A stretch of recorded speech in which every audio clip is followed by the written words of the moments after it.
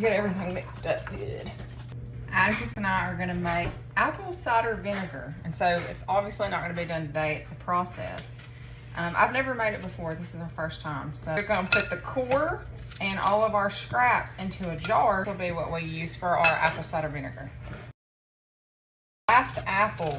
Got a big old scrap pile going right here. Can I have some? Let's get it. Yeah. We're gonna put all of our scrap. This is a 1/2 gallon jar right here. You know what? We could probably use a Hey, gallon. look, Mama, see? Look. I added This is 4 cups. We've got about 6 cups of water in each of our 1/2 gallon jars. And so the rule is 1 tablespoon of sugar per cup of water.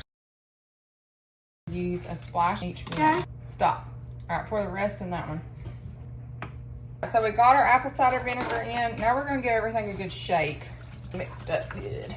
Smells very appley in here. But now we want to keep all of our apple pieces below the water. A handy dandy little fermentation, I don't know what they're called. They actually fit inside the jar and we'll keep everything below the water. So we've got everything mixed up and we've got everything below. Our milk filters that we use to filter our milk. You can use anything that's breathable. That's it. I'll put this in a cool, dark place for about 2 weeks. Bye.